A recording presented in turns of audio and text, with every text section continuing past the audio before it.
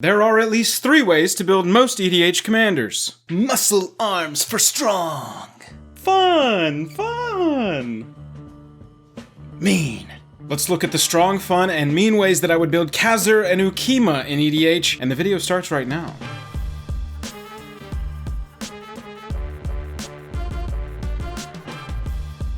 Special thanks to our Patreon supporters who power our channel. Check out our Patreon for monthly giveaways, exclusive content, and even a starring role in our fan fight series. Link in the description below. Hello and welcome to the day. Thank you for spending your time with us. Welcome back to another episode of Jake and Joel Are Magic. I am Joel. We're going to talk about Cazur and Ukkima, 2 new partner commanders from Commander 2020, and the 3 ways that I would build them. But first, if you like the video by the end of it and you want to see more, hit that like button, hit that subscribe button, and let me know down there which commander you want me to build 3 ways.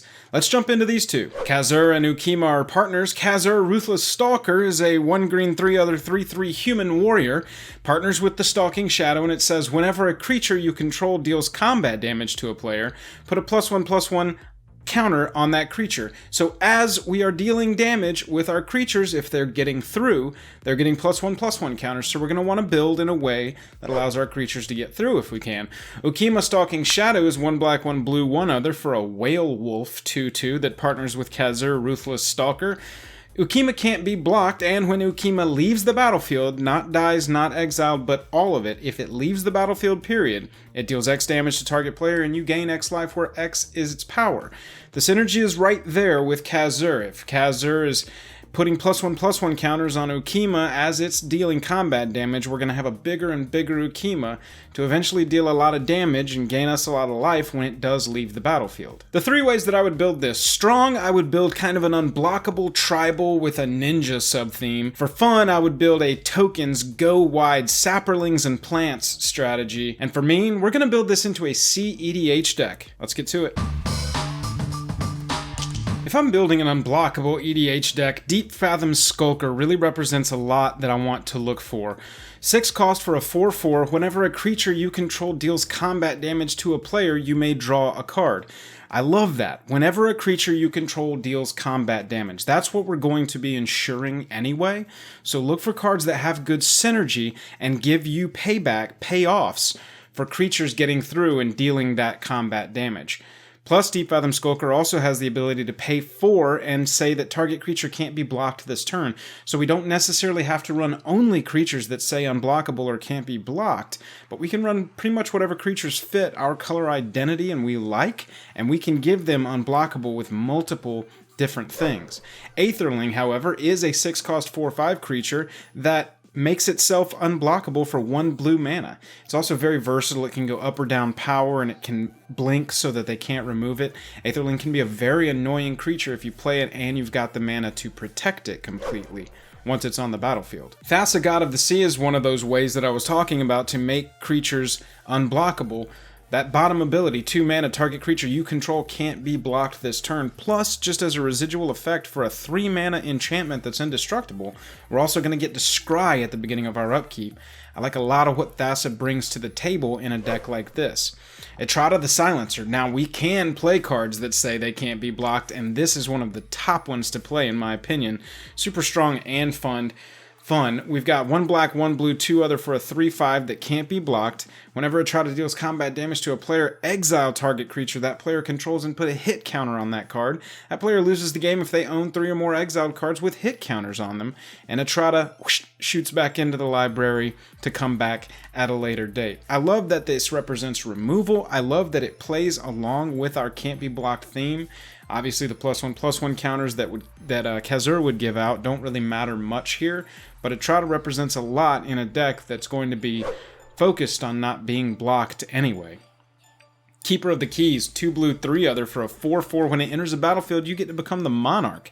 So you're drawing a card at the EOT, and at the beginning of your upkeep, if you're the Monarch, creatures you control can't be blocked. So this says across the board, if you're still the Monarch, creatures you control can't be blocked. Straight up. Cazur is going to be giving +1/+1 counters to everything. Now, I said that there was a ninja sub-theme. Ninjas just fit really, really well. The synergy is just crazy here. Ukkima says when it leaves the battlefield, it deals X and you gain X, where X is its power, but it's that leaves the battlefield thing that we're worried about, because ninjutsu is returning an unblocked attacker you control to your hand. Put this card onto the battlefield from your hand, tapped and attacking. So Ukkima's going to leave the battlefield. We're going to get that trigger. We're going to do whatever the ninja gives us as positive triggers. Fallen Shinobi here says whenever it deals combat damage to a player, that player exiles the top 2 cards of their library, and until end of turn you can play those cards without paying their mana cost. That's huge in EDH. You could hit some ridiculous 10 cost spell. You could just get free mana rocks. I mean, the floor and the ceiling of this are so good. Ninjas fit really well with Ukkima's abilities because it can't be blocked already, and when it leaves you're getting more damage, and it's just an awesome cycle of ninjas. Higure the Steel Wind is one. The Steel Wind is one I would definitely play. 2 blue, 3 other for a 3/4. It's got ninjutsu 4.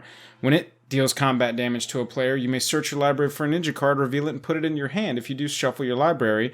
And straight up, pay 2. Target ninja creature can't be blocked this turn. We're getting more unblockable ability built onto these creatures. Plus, if you want to lean heavier into the ninja thing, Higure's going to absolutely have your back. You're going to be able to go get any ninja that you need and just keep getting value. Keep getting +1/+1 counters on Cazur. Hopefully keep bouncing Ukkima. Ukkima's coming in, swinging the next turn, getting returned, ninjutsuing back, getting some awesome value off of our ninja creatures. Ink Eyes. Ninjutsu for 5, and whenever it deals combat damage to a player, you may put target creature card from that player's graveyard onto the battlefield under your control. Plus, we've got the residual awesome ability of it regenerates for us. So if it dies, it comes back. Unless the thing says it can't be regenerated. But still, I'll take some survivability on a creature. It's important to note, look, we're running cards like Thassa. We're running cards like Key to the City and Prowler's Helm, which we'll go over in just a second, that are giving our things unblockable even if they don't have it. So once these cards are onto the battlefield, we also get some value from them because we have ways to make them unblockable even if it's not with Ukkima's attacks. Yuriko, the Tiger's Shadows, got 2 for a ninjutsu cost, and whenever a ninja you control deals combat damage to a player, reveal the top card of your library, put it into your hand. Each opponent loses life to that card's CMC. Each opponent is losing life. We're getting cards into our hand, and it just has such a cheap ninjutsu, and let's just give it unblockable and keep swinging through. Prowler's Helm, this is what I was talking about, a 2-cost equipment artifact that says equipped creature can't be blocked except by walls. I don't know about your playgroup, but there's not a lot of walls in my Commander playgroup, okay? We can get through very easily for very cheap with Prowler's Helm. And Key to the City, I can't talk about an unblockable strategy without running one of Jake's favorite cards. 2-cost artifact that says tap, discard a card up to 1 target creature can't be blocked this turn. And whenever it becomes untapped, you can pay 2. You're drawing cards. You're getting value off of it. That's sort of how I would be inspired to build this as an unblockable ninja deck that's swinging with Ukkima and sneaking ninjas on and making them unblockable later and getting more residual value. Looking for creatures that say whenever this creature deals combat damage to a player, then X, and we get more value from attacks. Cazur's putting +1/+1 counters on them. That would kind of be the synergy that I would look for a deck like that. Let's talk about the fun way that I would build this deck, and that is saproling and plant go wide token strategy.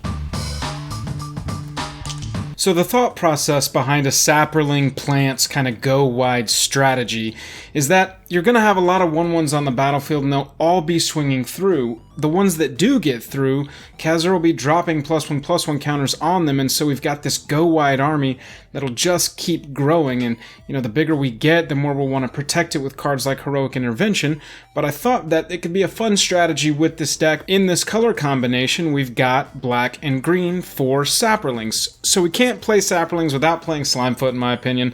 So we'll start there. Slimefoot the Stowaway. Whenever a saproling you control dies, it deals 1 damage to each opponent, and you gain 1 life.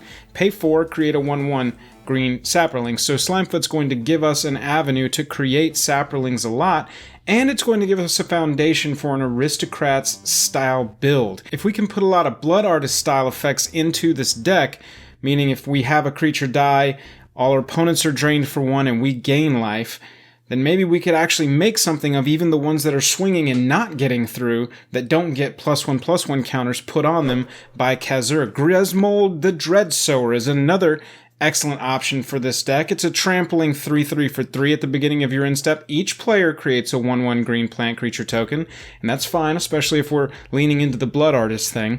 Whenever a creature token dies, put a +1/+1 on Grismold. So Grismold is going to get bigger, plus it tramples, so Cazur has a better way of triggering. I think Grismold is a very excellent card for this strategy. Tendershoot Dryad, I think, is the most excellent saproling card, in my opinion. 5 for a 2/2 with Ascend, which gives us the City's Blessing if we control 10 or more permanents, which our tokens count toward. At the beginning of each upkeep, create a 1/1 green saproling creature token, and all of our saprolings get +2/+2 if we have the City's Blessing. So we have an anthem built into our Dryad, along with a continuous source of saproling creation. Michaeloth is a 4/4 for 5 with Devour 2, so we're going to sack any number of creatures, and they can be tokens as it comes into play, and it gets that many times 2 +1/+1 counters on it. At the beginning of your upkeep, put a 1/1 green saproling creature token into play for each 1/1 counter on Michaeloth. This is a must answer for the opponents, especially if we sack a ton of tokens as it comes into play. It's going to be a huge creature, number one, and it's going to be just absolutely ramping our board wide with saprolings every single time we untap with it. Now, if we're going to play a small tokens deck, we need to be running Skull Clamp. This one's pretty obvious, but I wanted to include it because it's just an excellent card in this type of strategy.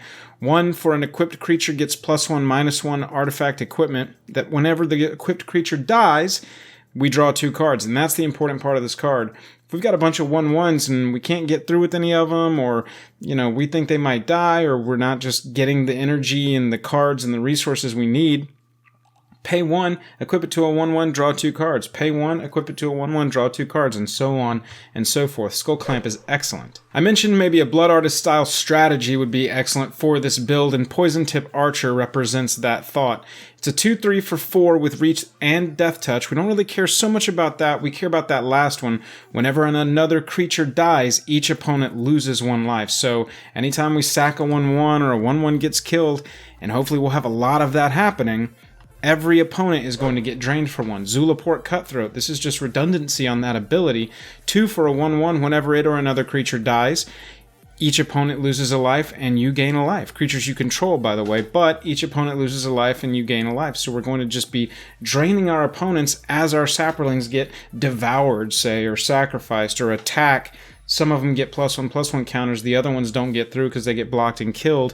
It's kind of a damned if you do, damned if you don't situation for our opponents that we try to set up with Cazur and something like Zulaport Cutthroat on the battlefield. Now, Parallel Lives, this is a pretty expensive card. This isn't really a fun budget card, but it's 4 for an enchantment that says if an effect would put 1 or more tokens onto the battlefield under your control, it puts twice that many onto the battlefield instead. So you can already see the value of it. We're paying 4 with Slimefoot, for instance, and we get 2 saprolings instead, and hopefully we have some even bigger creature spells, even bigger sorcery spells maybe, that create a bunch of 1/1s, and we get double the amount. Obviously, Doubling Season is another way to do that. It's another card that's not very friendly on your wallet. But if this is a deck that you want to build and you want to leave these cards out and slowly accumulate them through trades or selling other cards that you don't need, I would definitely say put your budget towards these if you want to build some kind of go-wide token strategy. And let's read the second part. The first part, if an effect would create 1 or more tokens, it creates twice. Booyah. If an effect would put 1 or more counters on a permanent you control, it puts twice that many of those counters instead. So it even is synergistic with Cazur in this deck. Doubling Season is a card that you definitely need to have for this deck eventually. Work towards this card. That's the fun way that I would build this. Let's jump over into the mean way that I would build this, and that is cEDH style with Food Chain Combo. So I'm going to walk through the Food Chain Combo for those of you that may not have seen it. If you're a seasoned cEDH player, know that this is about Food Chain Combo with a backup of like a Thassa's Oracle finisher as your other way of winning, and then we're going to go over some really strong cEDH spells. I'm not trying to insult anybody's intelligence. I just want to talk about cEDH to some players that may not have been exposed to it before. Food Chain says for 3 mana it's an enchantment that removes a creature you control from the game. Add X mana of any one color to your mana pool where X is the removed creature's converted mana cost plus 1, and the mana can only be used to play creature spells. So what we're going to do is have Food Chain on the battlefield. We're going to cast Misthollow Griffin for 4. It says you may cast Misthollow Griffin from exile. So we exile Misthollow Griffin, we get 5 mana into our mana pool from Food Chain, we recast Misthollow Griffin. And then we just circle those, circle those, circle those. Every single time we exile Misthollow Griffin, we're going to have one more than the cost of Griffin, and we can just recast it from exile to build up infinite mana into our mana pool and use it for another purpose. Eternal Scourge is the same way. You can cast it from exile, 3 mana, sack it, get 4, replay it, sack it, get 4, replay it over and over and over again. And then once we have infinite mana rocking, we will be using Ukkima into Food Chain as well to burn down our opponents. It's that bottom part. Whenever Ukkima leaves the battlefield, it deals X damage to target player, and you gain X life where X is its power. So we can shock down any opponents with infinite mana. We'll be able to recast Ukkima, sack it to Food Chain over and over and over, and every time it leaves, it's going to deal 2 damage to an opponent. That infinitely, we're going to get there as far as the life totals go. So that's the basis of the deck. I would say that's the main win con. Tainted Pact is another way to win. Remove the top card of your library from the game. You may put that card into your hand unless it has the same name as another card removed this way, and then repeat that process until you put a card into your hand or you remove 2 cards with the same name, whichever comes first. So with Tainted Pact, what you're going to want to do is wait until you have a Thassa's Oracle in your hand or a Jace on the battlefield or something. Remove the top Jace Wielder of Mysteries. Remove the top card of your library from the game over and over and over. Choose not to put it into your hand until your deck is empty, and then cast your Thassa's Oracle. Thassa's Oracle checks your devotion to blue. You look at the top X cards where X is your devotion to blue. If X is more than the cards that are left in your library, or the same number for that matter, you win the game straight up. So that can just be a non-interactive. If your opponents can't interact with that combo, it's a little more fragile, but if they can't interact with it, you're just going to win the game. A good backup for that would be one of 2 cards. Jace Wielder of Mysteries is a great one. That top text, if you would draw a card while your library has no cards in it, you win the game. So that's a good way to accomplish it. And then also Lab Maniac. Lab Maniac is just a classic way of winning with no cards in your library, and that leads to, strong backup victory lanes that aren't the Food Chain combo. If for some reason that all gets removed and exiled and you can put that one on the back burner. I also want to go over just some strong cEDH spells. This is a competitive build, so you're going to be wanting to run low mana cost, high interactive, shut down their combo stuff, protect your combo stuff, ramp, go fast. This is a very quick format if you haven't played it, so you're going to want to run spells like Force of Will, counter target spell essentially for free, sack a card, pay a life. Pact of Negation, free counter spell. You do need 5 mana by the time you untap, or you'll lose the game. But hopefully this will just be a free way to protect anything if you do happen to be out of mana. I like Pact of Negation to protect your own combo. You're out of mana, you're just trying to do your thing, and somebody tries to interrupt you. Pact of Negation, we keep going, we go infinite, we burn them down with Food Chain and Ukkima. Swan Song, this is premier in cEDH. If you don't play it, I would say pick up a copy of this when you have a chance, just so you have it on hand. If you're going to play blue in cEDH, this is definitely going to be in there. Counter an enchantment, instant, or sorcery straight up. We don't care about the rest. Give them a 2/2 bird. Give them 2 2/2 birds. I don't care. 1 blue mana to counter enchantment, instant, or sorcery. That's how you protect a combo. And then Demonic Tutor. This card just kind of represents any amount of tutor in the format. It is a combo deck. You do want Food Chain. You do want at least one of your 2 creatures that can be cast from exile so that we can get the infinite mana spun up, and then we can cast Ukkima and win infinite amount of times. So you're going to want to run some tutor in your deck. Obviously, go and get your pieces, go and assemble everything, and then wait for the right time to strike, either when you can protect anything that would be done to you, or everybody's tapped out and let's rock and roll. Those are the 3 ways that I would build Cazur and Ukkima. Let me know how you would build them if you've been playing them, and what other strategies for that cEDH meme build might be good backup win strategies behind food chain as your main combo. Appreciate you watching. If you want to see more videos like this, hit that like button, hit that subscribe button, and let me know down there in the comments which commander you want me to build 3 ways, and I will absolutely add it to the list. I love taking suggestions for this series. It's one of my favorite series to make. We've got a Patreon if you want to support us further. Link is down in the description below. We're over on Twitch streaming all the time. Go check us out over there if you want to. Other than that, I'm tapped out. We'll catch you later.